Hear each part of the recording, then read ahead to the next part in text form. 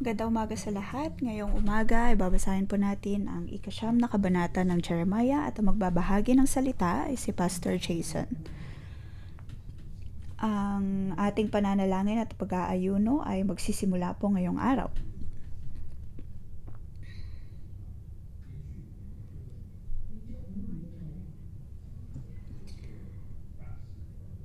Sa 5 taon na binigay po sa atin upang manalangin at mag-ayuno, ito na po ang huling taon para sa siklong ito.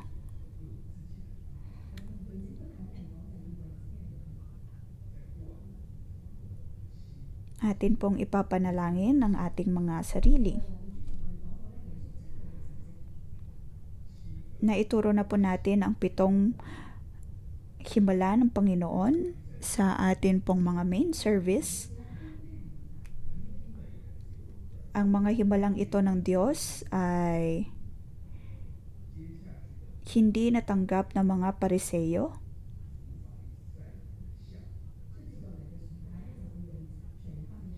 Kung kaya naman sa mga sumusunod na mga gawain ay ituturo po ang tungkol sa pagtatanggal ng yeast sa ating puso. Sa siklong ito ay atin pong ipapanalangin maging ang Europe. Naway tulungan tayo ng Panginoon. Sa chapter 9 ng Jeremiah, bibigyan po natin ito ng pamagat. Ang ugnayan sa pagitan ng Panginoon at ng Diyos sa kanyang presensya. Nakikita po natin na ang hatol ng Diyos o ang pagpaparusa ng kanyang ibibigay para sa Jerusalem ay nagsisimula na.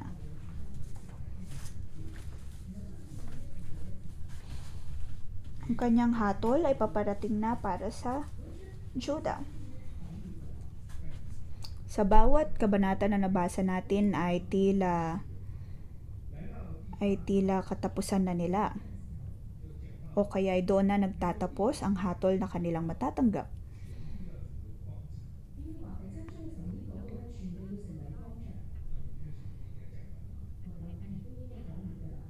Sa chapter 7, nabanggit po doon na ang buong mundo ay malilipol.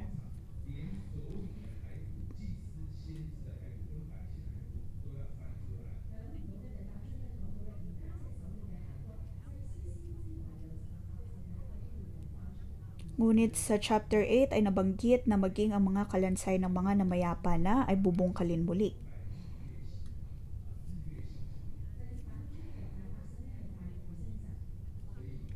Dahil ang mga Israelita ay sumamba sa mga Diyos-Diyosan, sa araw, sa buwan, at sa mga bituin, kung kaya ang hatol ng Diyos ay hindi rin natatapos doon.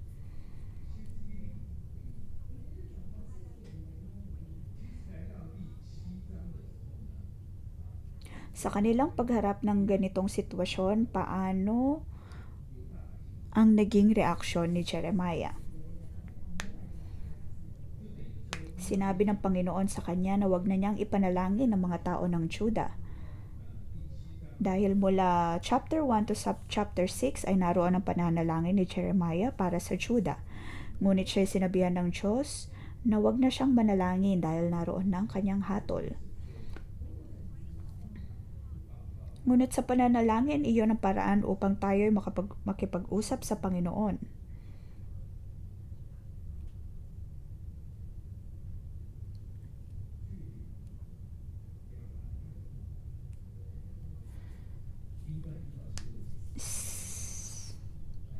Dito po sa ating babasahin, ang unang talata ay mula verse 1 to 16.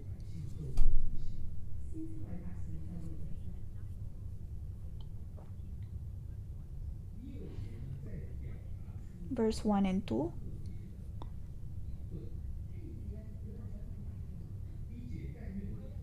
Sana'y naging balon ng tubig itong aking ulo at bukal ng luha itong mata ko upang ako'y may iluha sa maghapon at magdamag para sa aking mga kababayang namatay.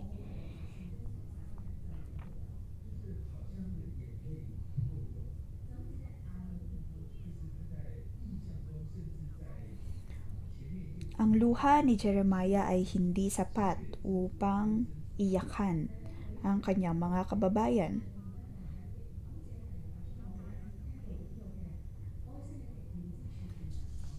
Dinig ni Jeremiah ang panaghoy at pananangis ng mga tao mula sa malayo. At ito'y labis na ikinabahala ni Jeremiah. Na ang buong bansa ay masisira. Si Jeremiah ay nanangis dahil dito. Kaya kanyang sinabi, sana'y naging balon ng tubig itong aking ulo at bukal ng luha itong mata ko. Dahil kung kaya kong lumuha ay iiyak ako maghapon at magdamag. Ito ang panaghoy ni Jeremiah dahil sa hatol na natanggap ng mga tao. Ngunit kung tutuusin, ang hatol ng Diyos ay hindi pa nangyayari.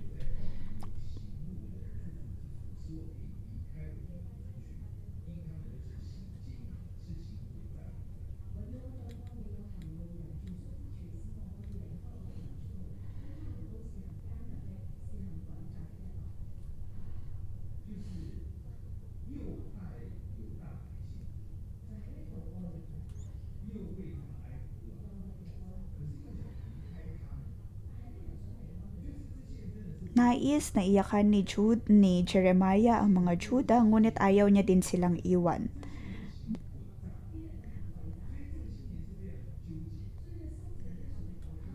Kung kaya napakahirap ng pakiramdam na ito para kay Jeremiah.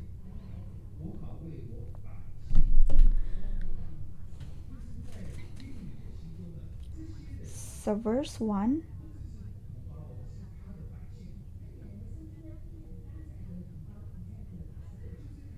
para kay Jeremiah ay hindi lamang niya ito mga kababayan, bagkus ay kanyang mga tao.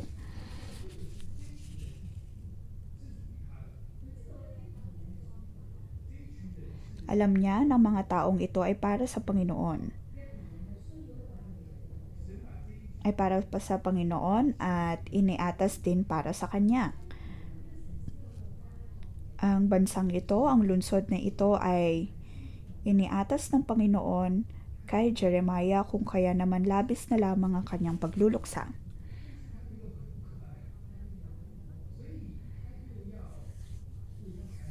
Ngunit hindi sila kaibig-ibig, kung kaya naman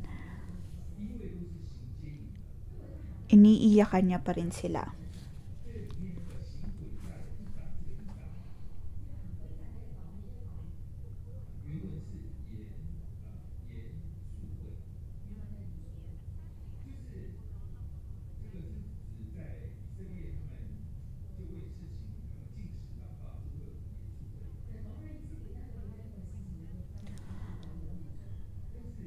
Tuwing mayroong pananalangin at pag-aayuno ang mga Israelita, ay nagkakaroon sila ng mga pagtitipon.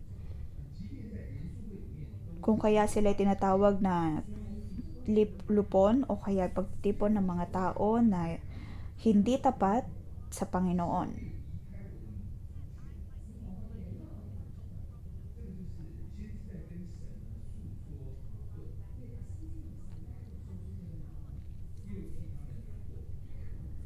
Sinasabi ni Jeremiah dito ang magkatunggaling pakiramdam niya tungkol sa sitwasyon ng Juda. At makikita natin dito ang puso at emosyon na mayroon ng propeta ng Panginoon. Sa buong kabanatang ito, kailangan po nating bigyang atensyon.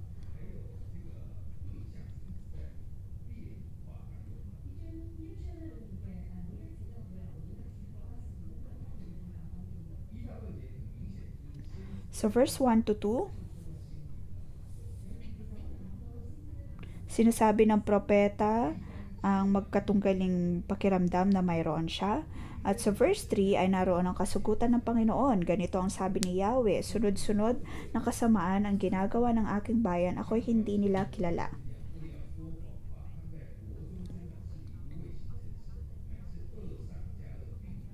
Sila'y laging handang magsabi ng kasinungalingan, kasamaan ng namamayani sa halip na katotohanan.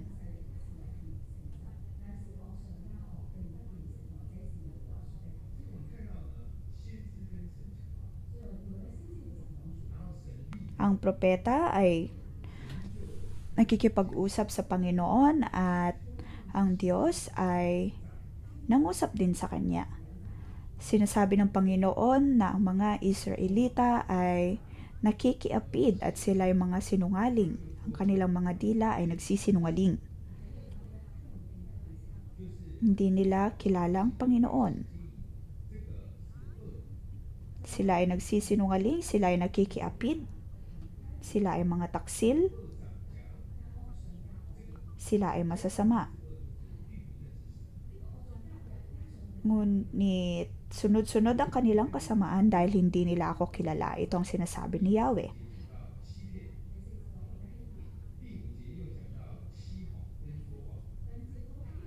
Sa verse 5, ang lahat ay nandaraya sa kanyang kapwa, walang nagsasabi ng katotohanan. Mapapansin natin dito na ilang beses na sinabi ang hindi pagsasabi ng katotohanan o ang pagsisinungaling.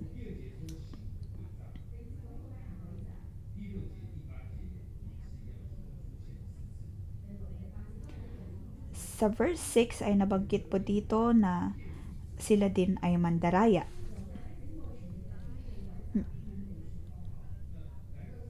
Ang pandaraya at pagsisinungaling ang siyang sumasakop sa lupain ng Juda.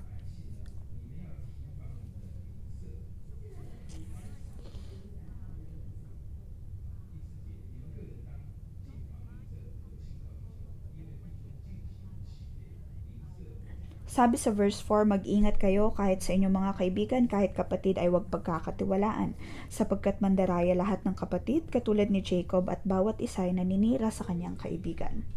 Sa verse 5 to 6,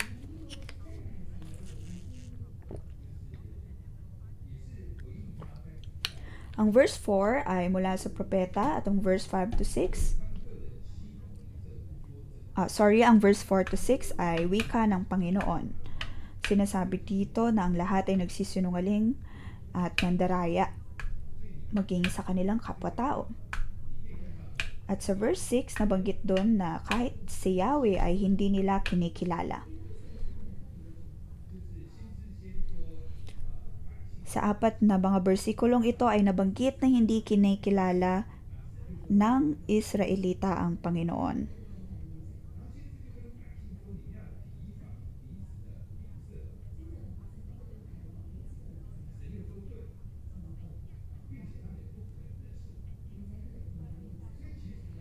Hindi nila kinikilala si Yahweh.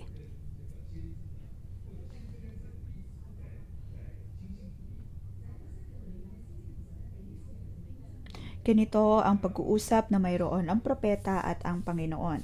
Sa verse 7 at 8, kaya sinabi ni Yahweh, pahihirapan ko ang bansang ito upang sila'y subukin. At sinabi ng Panginoon sa kanyang propeta, ano pa ang aking magagawa sa bayan kong naging masama?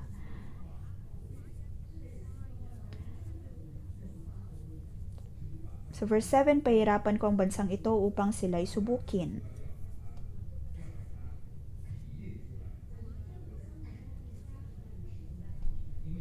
Upang sila'y dalisayin sa bawat nilang pagkakasala. Ang kanilang mga dila ay makamandag na pana, lahat ng sinasabi ay pawang pandaraya, magandang mangusap sa kanilang kapwa, ngunit ang totoo balak nila ay masama. Sa verse 7 at 8 ay itinideklara ng Panginoon ang kanyang hatol sa propeta. Sa verse 9, iniahayag ng Diyos ang kanyang puso sa propeta.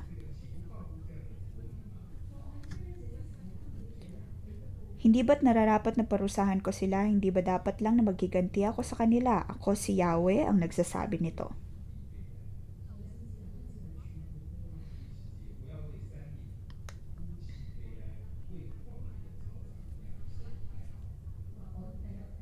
Sabi sa verse 10, ang mga bundok ay aking tatangisan at iiyakan ko ang mga pastulan sapagkat natuyo na ang mga damo at wala nang nagdaraang tao. Hindi na naririnig ang unga ng mga baka, pati mga ibon at hayop sa gubat ay nag-alisan na. Dito ang propeta ay nananangis dahil sa kaseryosohan ng hatol na natanggap ng Juda.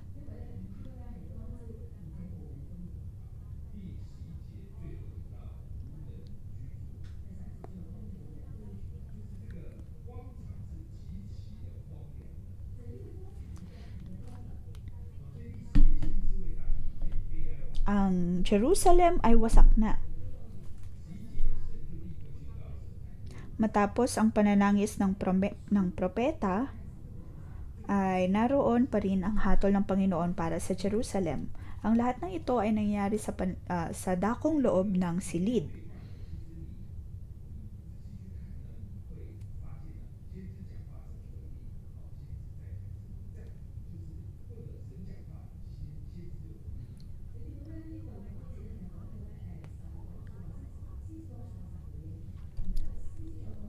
Makikita natin dito ang pag-uusap sa pagitan ng propeta at ng Panginoon. Makikita natin dito ang pagtugon ni Yahweh at maging ang pagtugon ni Jeremiah bilang propeta. At sa verse 12, nagtanong si Jeremiah, bakit po nasalanta ang lupain? At kanino ninyo ipinaliwanag ang nangyaring ito upang masabi naman niya sa iba? Sa verse 13, sumagot si Yahweh, nagyari ito sapagkat tinalikuran ng aking bayan ang kautosang ibinigay ko sa kanila at hindi nila sumunod sa akin. Sa verse 13 at 14 ay naroon ang paghahatol ng Panginoon para sa Juda. Dahil kinalimutan nila ang Diyos at ang kanyang mga pangangaral. Sila ay sumunod at namuhay lamang ayon sa kanilang nais at ayon sa kanilang pagsamba kay Baal. Kung kaya naman naroon ang hatol ng Panginoon para sa mga taga-Juda.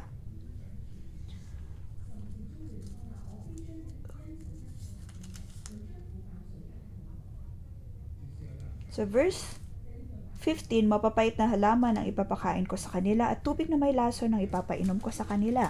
Ang mga tao ay magdurusa.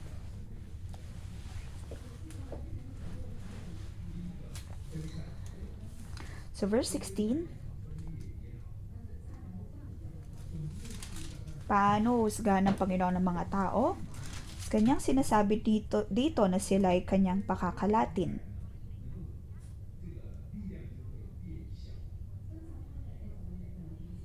Dahil sa kanilang pagkalat ay mababawasan ang kanilang kalakasan.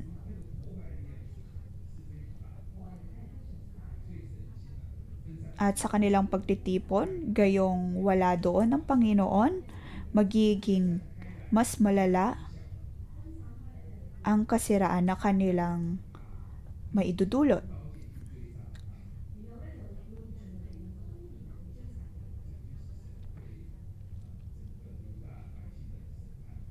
At sila'y labis na parurusahan. Kung kaya naman nabasa po natin dito ang iba pang hatol ng Panginoon para sa mga taga-Juda.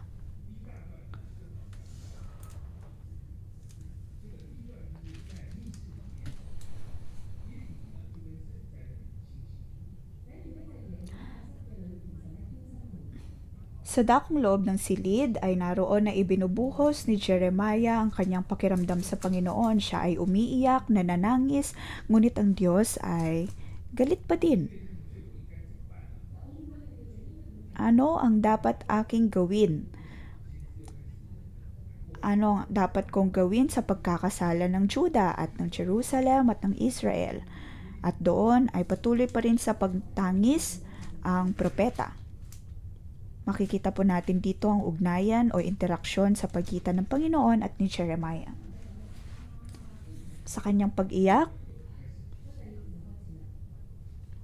ay mababasa na natin ang 2 seksyon ng kabanatang ito.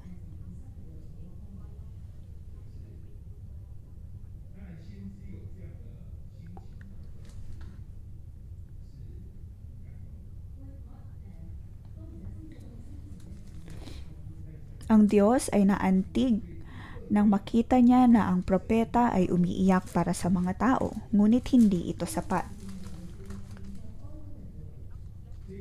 Ngayon, sa sumunod na seksyon ay pinatatawag ng Diyos ang mga nananangis na mga babae.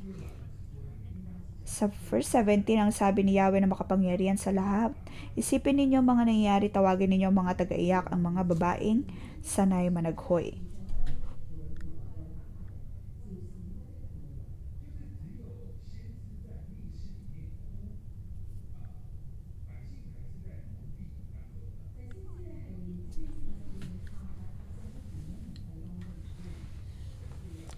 Ang mga tao ay patuloy pa rin sa kanilang kasamaan, gayong si Jeremiah ay umiiyak na para sa kanilang kaparusahan. Kung kaya naman tinatawag ng Panginoon ang mga taong sanay ng managhoy.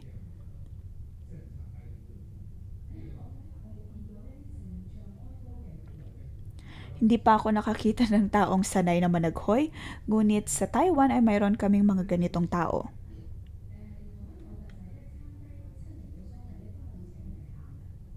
Kung ikaw ay mayroong kamag-anak na namatay, maaari mong tawagin ang mga babaeng ito na sanay managhoy upang iyakan ang namayapa na.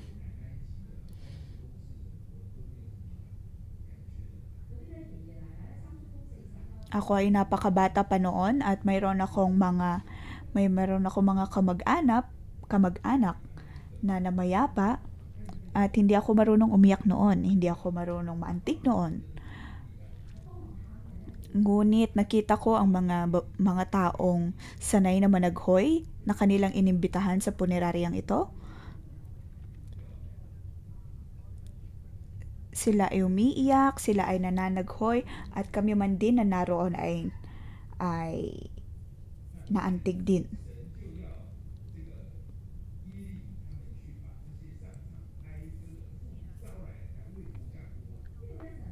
Dito, nais na tawagin ng Panginoon ang mga babaeng sanay ng managhoy upang iyakan ang Jerusalem.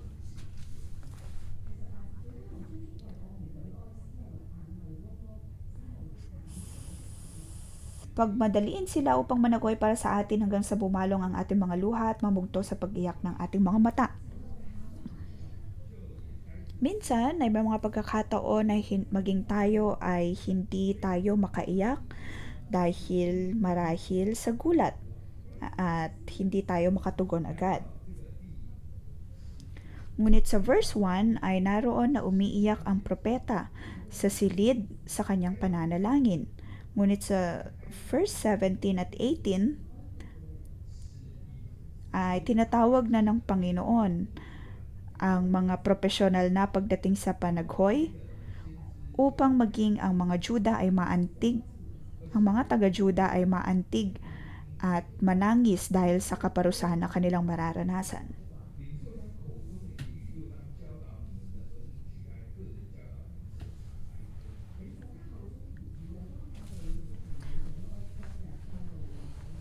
Sabi dito sa verse 20, mga babae, pakinggan ninyo si Yahweh at unawain ang kanyang sinasabi. Turuan ninyong managhoy ang inyong mga anak na babae, gayon din ang kanilang mga kaibigan. Sa verse 17 at 18, sinabihan ng Panginoon ang mga tao na hanapin ang mga babaeng sanay ng managhoy.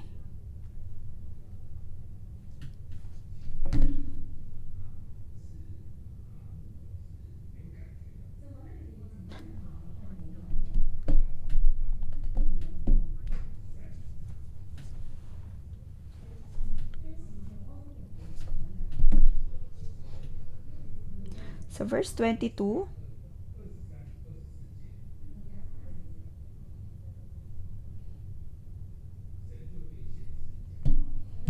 sa verse 22, 23 at 24,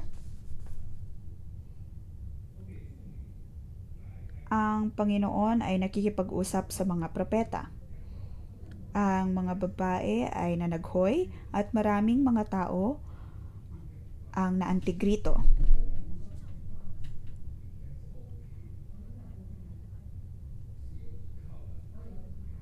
At may mga nagsasabi na sila ay ayos na.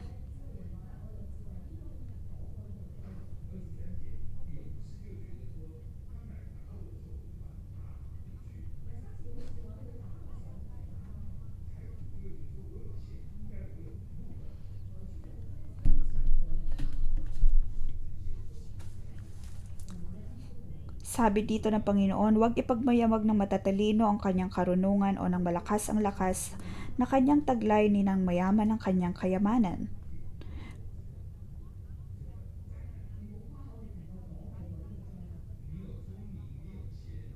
Sinasabi ng Panginoon dito na hindi sapat ang kanilang karunungan, ang kanilang kalakasan at kayamanan upang sila'y maligtas.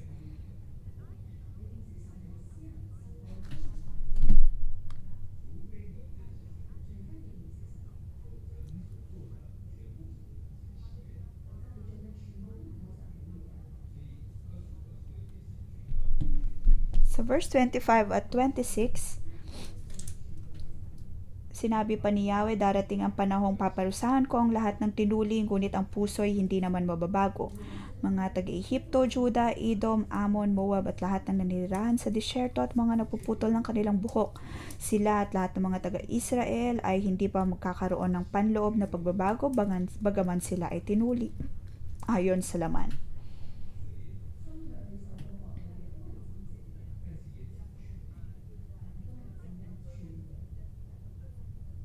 Dito, binanggit ng Panginoon na hindi lamang ang mga tinuli ang makakatanggap ng parusa, kundi maging din ang mga banyagang di pa natuli. Ang kaparusahan ng Diyos ay para sa lahat.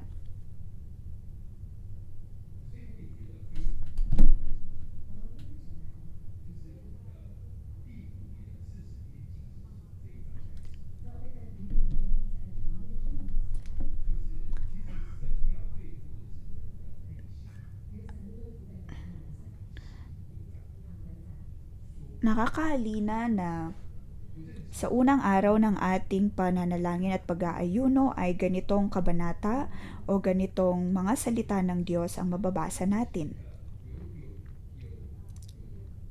Hindi sapat na mayroon tayong karunungan, kayamanan at kalakasan upang matakasan ang pagpaparusa na nagmumula sa Panginoon o upang takasan ang sakuna na dulot ng ating pagkakasala. At ngayon nga sa unang araw ng ating pananalangin at pag-aayuno, tinatawag ng Diyos ang lahat na tayo'y pumasok sa loob ng silid ng presensya ng Diyos upang magkaroon ng ugnayan sa Kanya. Kung ano man na makikita natin sa presensya niyang yon ay ang realidad. At kung ano mang nakikita natin sa realidad o sa totoong buhay ay panandalian lamang. Ngunit ito ay magpapatuloy na mangyayari hanggang sa matapatan nito kung ano man ang nakita natin sa presensya ng Panginoon. Tulad na nangyari sa panahon ni Jeremiah, nakikita niya sa paligid na naroon ang pagbabago, tila pagbabago sa mga tao, ngunit sa kanilang puso ay hindi tunay ang kanilang pagbabalik sa Panginoon. Kung kaya naman, naroon pa rin ang hatol at kaparusahan ng Diyos para sa mga taga-Israel at Juda. Ito ang prinsipyo ng Panginoon. Kung kaya naman tinawag niya si Jeremiah upang malaman ni Jeremiah ang pakiramdam ng Panginoon. Dito ay nanalangin si Jeremiah, nanalangin siya ng buong puso. Natapos ang 40 taon, ang bayan ng Israel at ng Juda ay nasira pa din. Ngunit ang ginawa ni Jeremiah ay nakaantig pa rin sa puso ng Panginoon. Ito pong dapat nating gawin, ipanalangin ang ating mga sarili at maging ang buong mundo. Naway ihanda ng Diyos ang ating mga puso.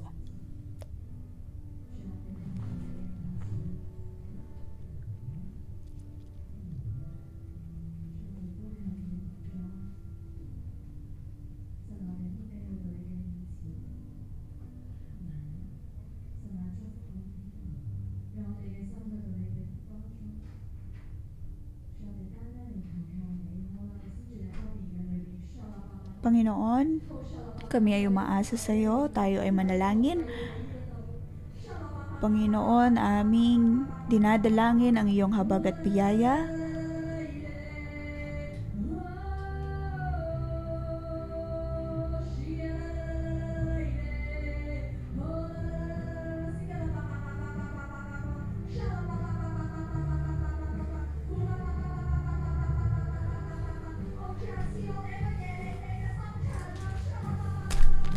Panginoon, bigyan mo kami ng puso ng tulad na puso ni Jeremiah.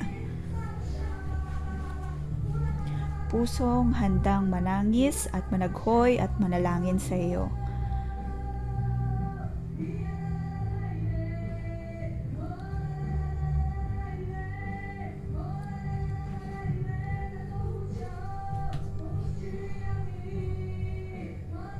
Panginoon, kailangan ka namin.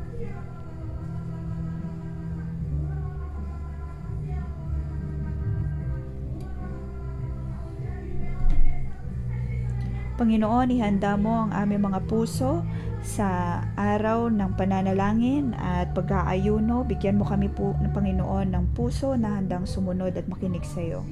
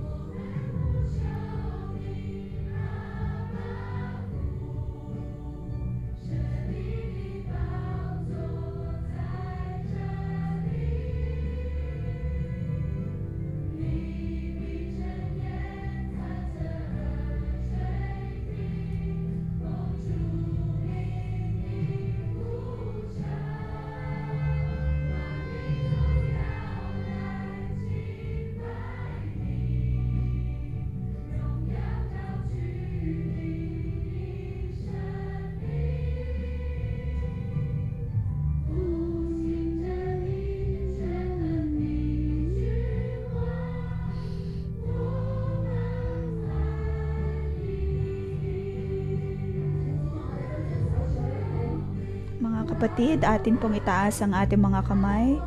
Panginoon, kami ay umiiyak at nananangis sa iyo. Panginoon, kailangan ka namin. Panginoon, kailangan ka ng buong mundo. Ang aming sambahayan ay kailangan ka. Ang aming lungsod ay kailangan ka. Kailangan ka ng aming iglesia. Panginoon, kailangan ka namin. Ngayon ay aming itinataas ang aming mga kamay at sinasabing kailangan ka namin. At ikaw ang aming kailangan sa aming mga buhay. Panginoon, kailangan ka namin.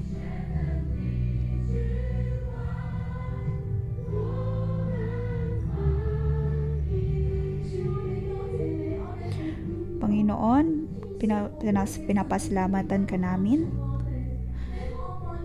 dahil kami ay iyong pinahahalagahan. Ang nais mo ay makasama kami lagi, na magkaroon kami ng puso sa iyo, mga kapatid.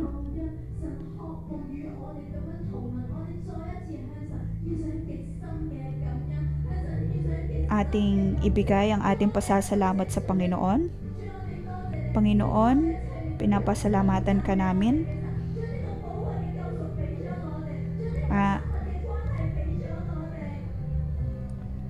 Tayo ay magpasalamat sa Diyos sa pagbibigay niya sa atin ng napakagandang ugnayan sa Kanya. Panginoon, pinapasalamatan ka namin. Sa krus ay aming sinasabi, bakit mo kami kinalimutan?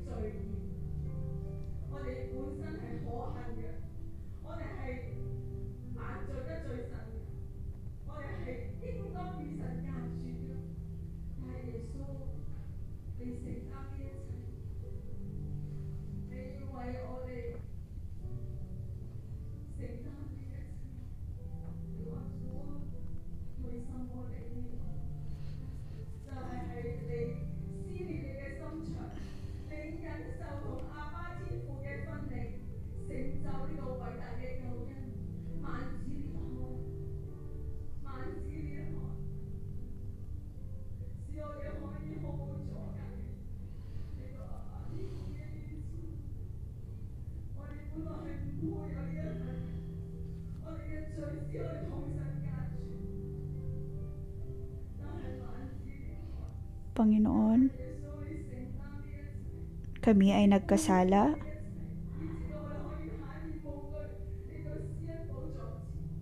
Panginoon, maraming salamat dahil sa iyong habag at biyaya na kami makalalapit sa iyong trono.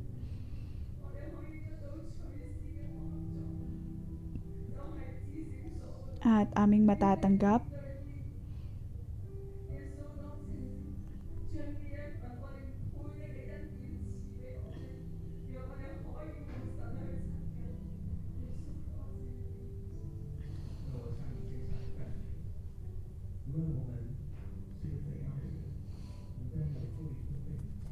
Panginoon, maraming salamat na kahit mula pa sa sinapupunan ng aming mga ng aming mga ina ay pinili mo na kami. Maraming salamat, Panginoon, sa iyong pagliligtas. Kahit na napakataas ng tingin namin sa aming mga sarili at hindi namin paglalagay sa iyo sa sentro ng aming buhay, ay tinutulungan mo pa rin kami at binibigyan ng oportunidad upang manumbalik sa iyo, upang magkaroon ng malapit na relasyon sa iyo. Panginoon, maraming salamat. Kami ay nangungusap sa iyo.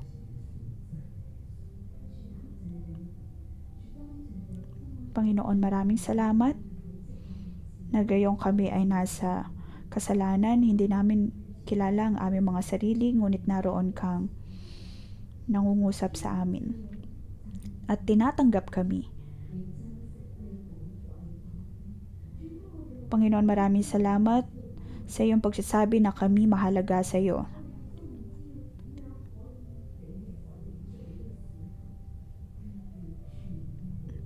At hindi namin alam kung paano kalimutan ang aming mga kasalanan, ngunit tinutulungan mo kami, O Diyos, upang patawarin kami. Mga kapatid, gamitin natin ang oras na ito dahil itong panahon upang makipag-ugnayan tayo sa Diyos. Tayo ay tinatawag niya. Ngayon, sa unang araw ng ating pananalangin at pag-aayuno, ay bigyan tayo ng pagkakataon na ibuhos ang ating puso sa Panginoon upang makipag-usap sa Kanya.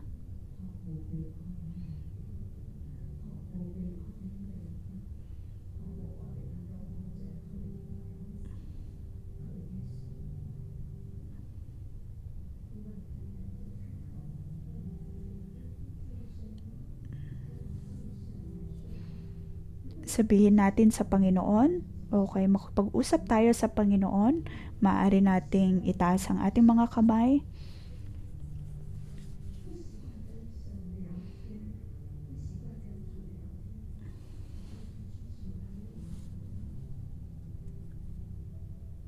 Maaari po nating itaas ang ating mga kamay. Panginoon, sa mga kapatiran naming nagtaas ng kanilang mga kamay,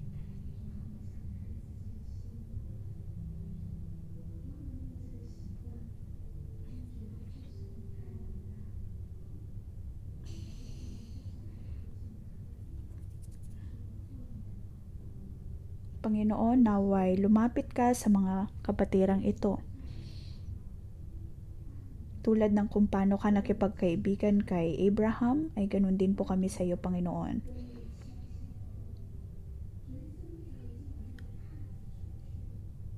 Ating ibuhos ang lahat-lahat sa Panginoon. Sa pamamagitan ng Panginoong Hesus, ay nabigyan tayo ng pagkakataon upang dumulog sa Panginoon. Panginoon, naritong dumudulog kami sa iyo.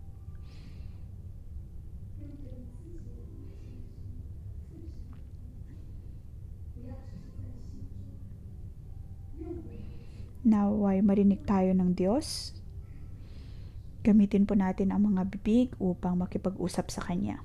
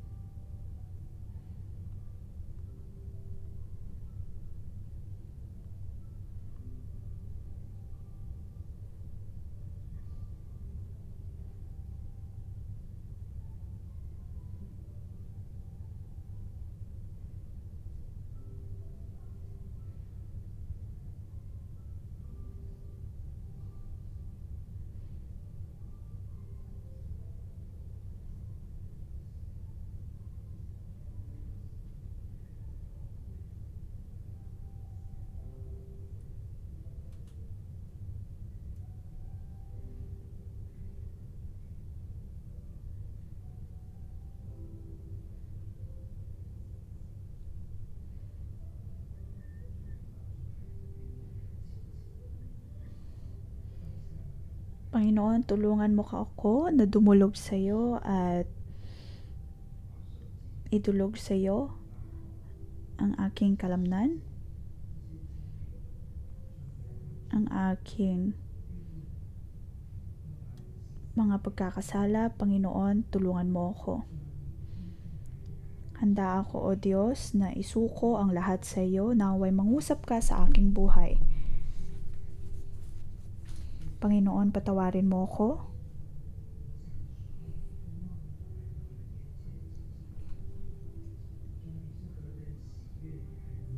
Tulungan mo ako, O Diyos, na ibuhos ang aking puso sa iyo. Ikaw ay natutuwa sa aking pakikipag-ugnayan sa iyo. Panginoon, sa araw ng pag-aayuno at pananalangin, bigyan mo ako ng kalakasan. Panginoon, maraming salamat. Panginoon, ako ay tumudulog sa iyo.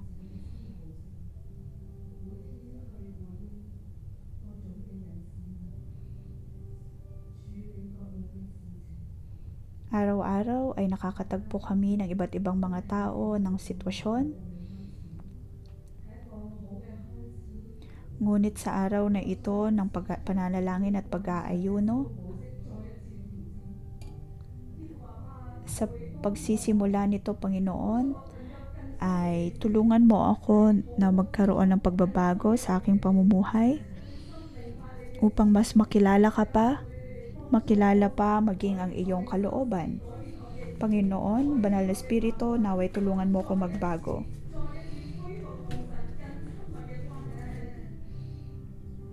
Naway magkaroon ako muli ng mas malapit na relasyon sa iyo, Panginoon. Panginoon, naway maghahabagan at bigyan mo kami ng biyaya.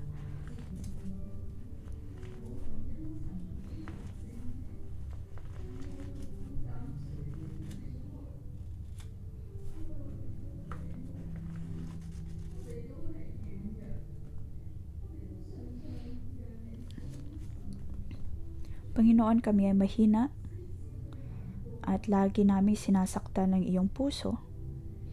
At ang propeta ay malungkot at nagdurusa Ngunit ang puso mo, O Diyos, ay hindi natutuwa.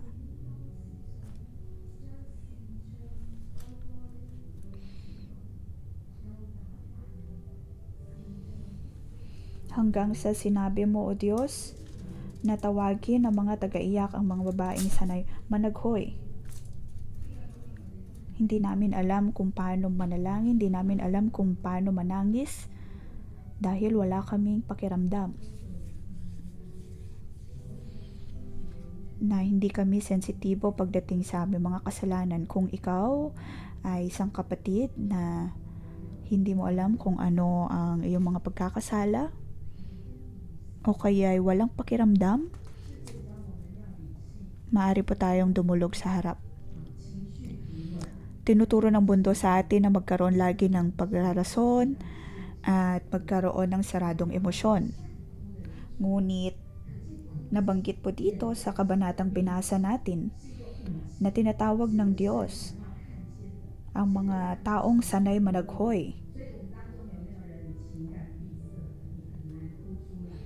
Ito ay upang mabuhos natin ang ating emosyon sa Panginoon. Kung ikaw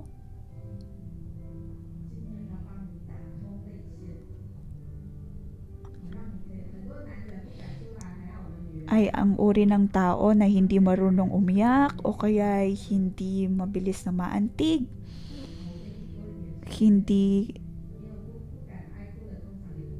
ka naiiyak, maaari kayong dumulog sa harapan. O kaya kung kayo'y nakikinig online, maaari din po kayong sumunod sa kanilang pananalangin.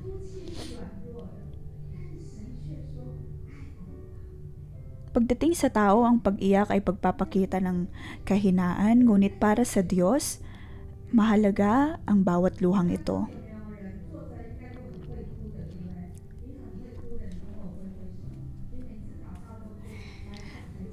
Para naman sa mga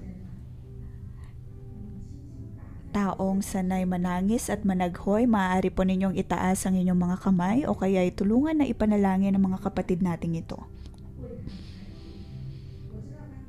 Samahan nyo sila, umiyak para sa kanila at sa inyong paglalagay ng inyong kamay sa kanilang mga balikat.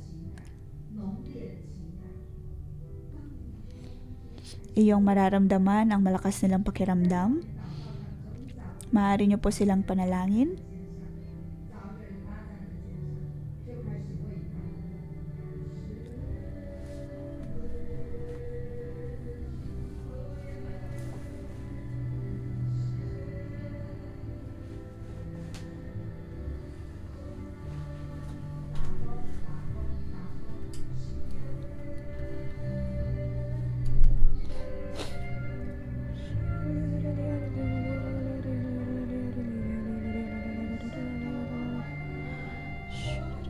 Panginoon, banal na Espiritu, ikaw ay aming tinatanggap sa lugar na ito.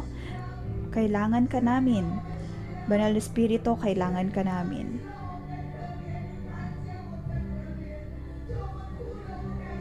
Panginoon, nakikita mo kung gaano kami nakakaawa na hindi namin alam maging ang umiyak. Panginoon, tulungan mo kami.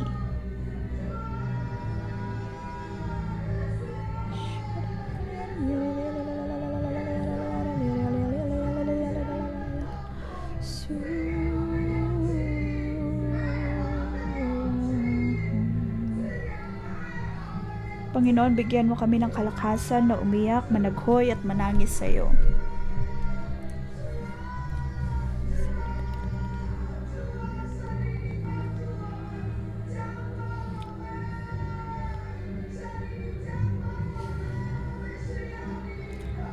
Banal na Espiritu, naway maghari ka sa aming mga puso, sa aming mga buhay.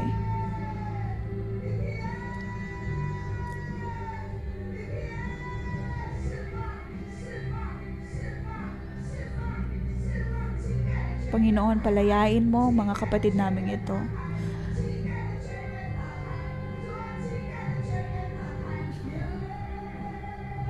Naway bigyan mo ang bawat isa, Panginoon, ng emosyon, ng pakiramdam.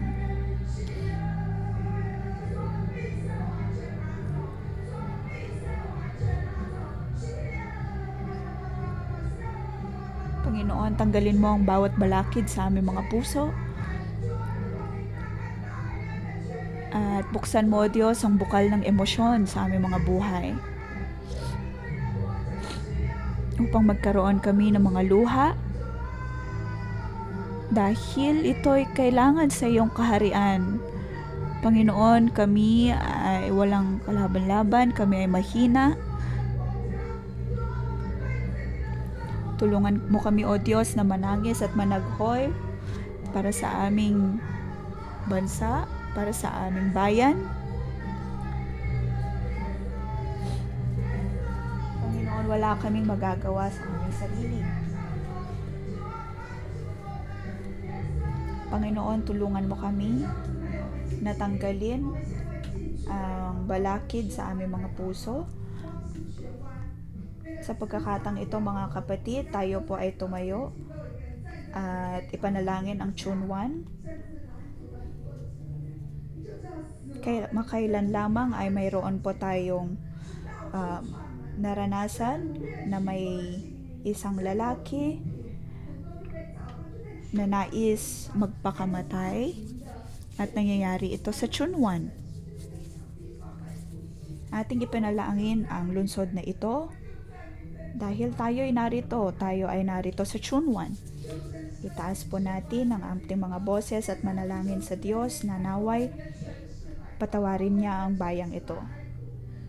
Atin pong ipanalangin ang ating lungsod. Sa inyong pagbabasa ng mga balita ay makikita ninyo ang maraming mga krimen, maraming mga kasalanan.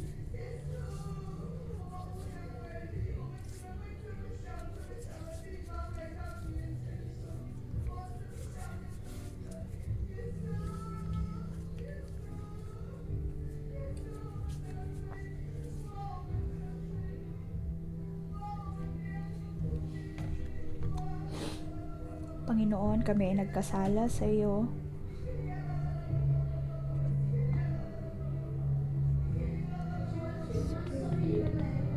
Panginoon, kailangan ka ng June 1. Kailangan ka ng lugar na ito. Panginoon, alam mo kung paanong wala kaming kalaban-laban at kailangan ka namin. Maraming mga tao ang nawawala o kaya'y nangangailangan sa iyo at may mga pangangailangan sa kanilang mga puso. Panginoon, dinudulog namin sila sa iyo ngayon. Kailangan ka namin. Ang kanilang pangangailangan ay amin ding pangangailangan. Panginoon, naway magkaroon ka ng habag at biyaya sa amin.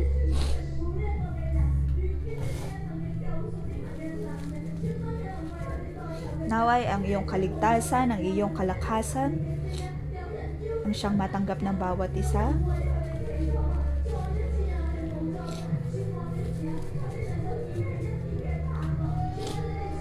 Na sa tuwing sila ay walang kalaban-laban o kaya walang pag-asa, naway mahanap nila ang pag-asa sa iyo.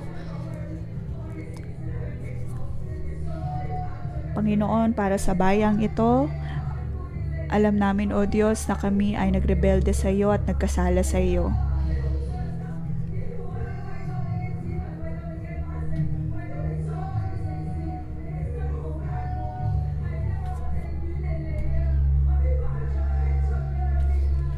Kami ay malayo sa iyo dahil sa aming mga kasalanan.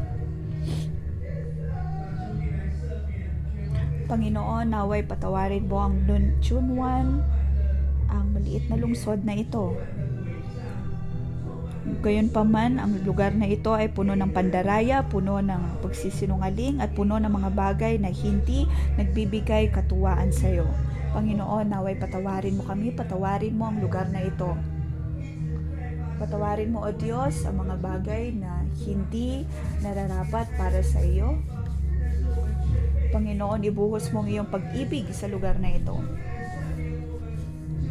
Naway iyong patawarin ang bawat isa. Pakalinisan mo, O Diyos, ang lugar na ito. Ang 611 ay para sa iyo. Ang lahat ng simbahan sa June 1 ay para sa iyo. Ang lahat ng mga kapatiran ay para sa iyo. Ang bawat kapatiran ay dapat na maniwala sa iyo. Ang June 1 ay magbabago. Ang June 1 ay hindi na magiging tulad ng dati dahil ikaw ay ang Diyos na totoo. Panginoon, ang Chunwan ay ang lugar kung saan kami nagtatag ng iyong iglesia. Mayroon kaming Tree of Life Kindergarten, Tree of Life Primary School, at nais namin, O Diyos, ng aming mga anak ay lumaki at malinang sa puno ng buhay at sa lugar na ito.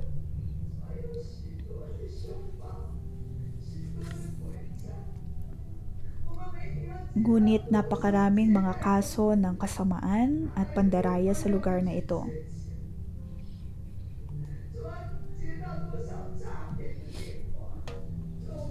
Maraming mga tumatawag upang mandaya.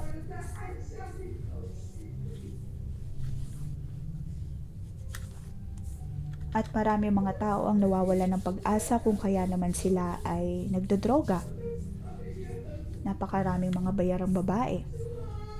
Ngunit dahil Panginoon sa kanilang kalungkutan.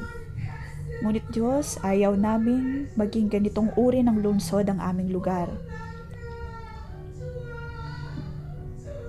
Nais namin gumawa ng mga hakbang, O Diyos, ngunit hindi namin alam kung paano. Panginoon, nakikita mo ang kawalan namin ng pag-asa. Panginoong Jesus, nakikita mo ang kawalan namin ng pag-asa. Hindi namin alam kung paano patanggalin ang mga kasalanan ito.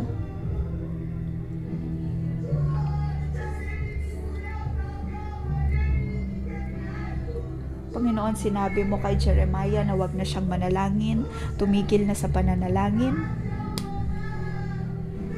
Ngunit Panginoon, narito kami na patuloy pa rin sa pananalangin sa iyo tulad ng ginawa ni Jeremiah na hindi sumuko sa kanyang pananalangin. Panginoon, dalisayin mo ang lugar na ito, dalisayin mo ang Chunwan, dalisayin mo ang Hong Kong.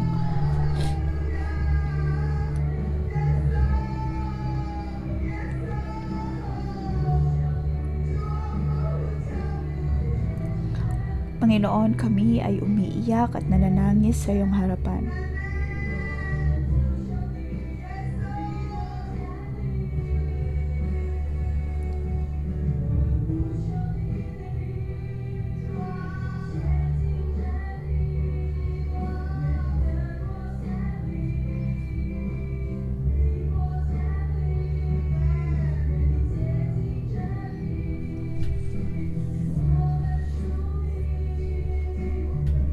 Panginoon, naway dalisayin mo ang lugar na ito at magkaroon ka ng habag at biyaya sa lugar na ito.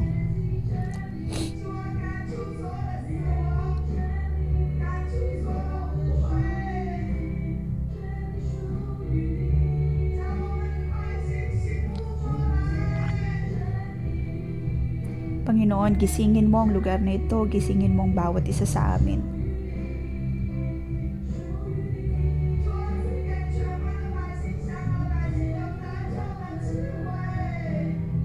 Panginoon, bigyan mo kami ng karunungan, bigyan mo kami ng kaligtasan.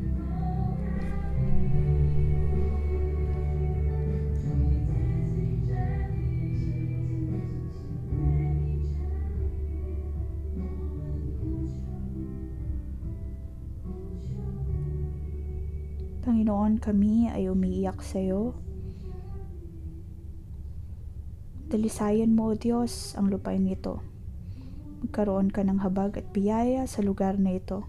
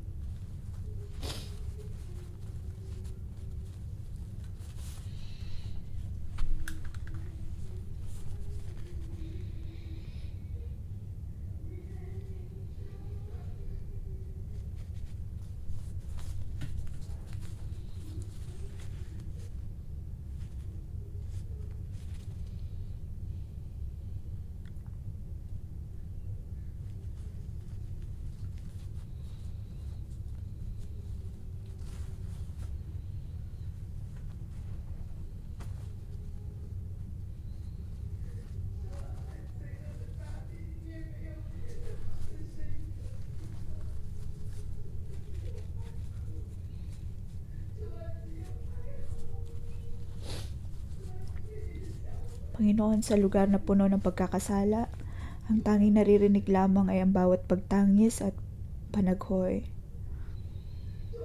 At ang iyong iglesia ay nananalangin para sa isang banal na lugar. Hindi namin alam, O Diyos, kung paano pa dumulog at itulog sa iyo ang aming bansa. Naway kisingin mo ang aming mga puso, ang aming mga espiritu.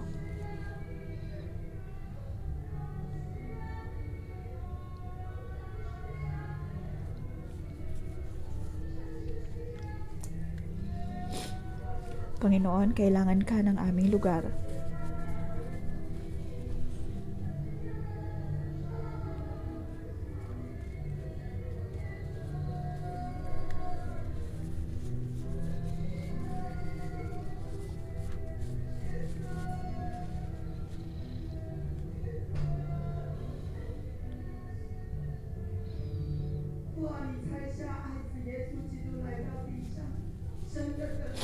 Panginoon, pinadala mo ang Panginoong Jesus sa mundong ito, sa sanlibutan, upang kami ay iligtas at aming muling tinatanggap na siya ang aming kaligtasan. Ang aming buhay ay nabago dahil sa Panginoong Jesus. Panginoon, nakikita namin ang iyong kalakasan, ang iyong kapangyarihan.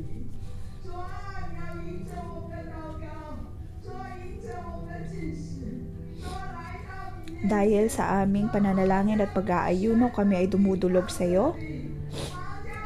Panginoon, naway ang iyong kapangyarihan ay dumulog sa lugar na ito. Sa ngalan ng Panginoong Jesus ay ating ipinoproklama na kung anumang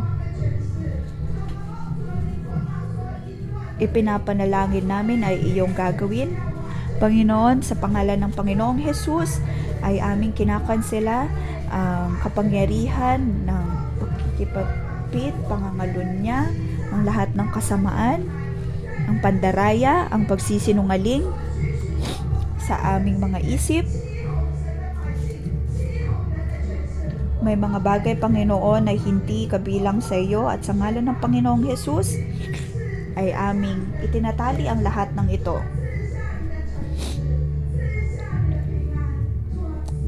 Ibigay mo sa amin, O Diyos, ang iyong katotohanan, ang iyong kapayapaan, ang iyong karunungan, Panginoon, upang ang lahat sa lugar na ito ay makilala ka.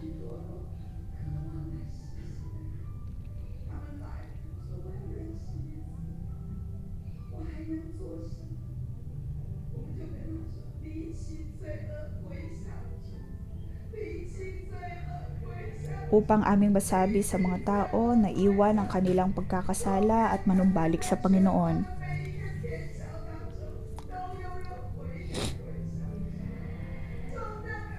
Panginoon, nakikita namin ang lahat ng mga tao sa Chunwan na manumbalik sa iyo. Maging ang mga pagdodroga, mga taong nagtitinda nito, mga lugar na nagtitinda nito ay maipapasara. Lahat ng madidilim o mga lugar na puno ng kadaliman ay mabibigyan ng kaliwanagan. Ang iyong liwanag ang siyang darating. Panginoon, pinupuri ka namin, pinapasalamatan ka namin, pinapupurihan ka namin. Hallelujah! Tayo pa ay tumayo at purihin natin ang Diyos.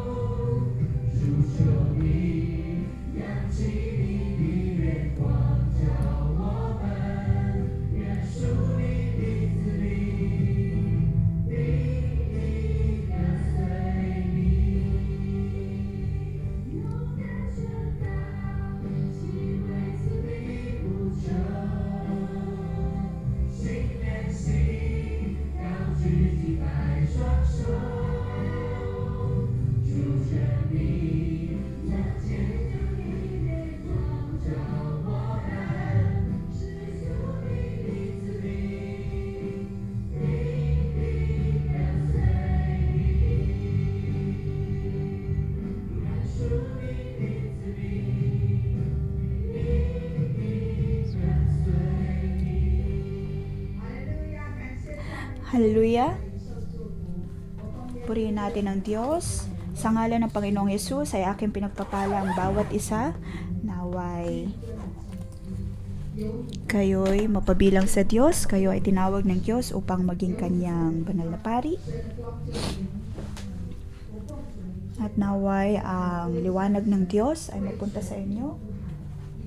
Aking ipinoproklama ng inyong mga labi ay para sa Panginoon. At kayo'y mananangis para sa lupain. Sa ngalan ng Panginoong Hesus, naway ang kabutihan niya ay mapunta sa inyo.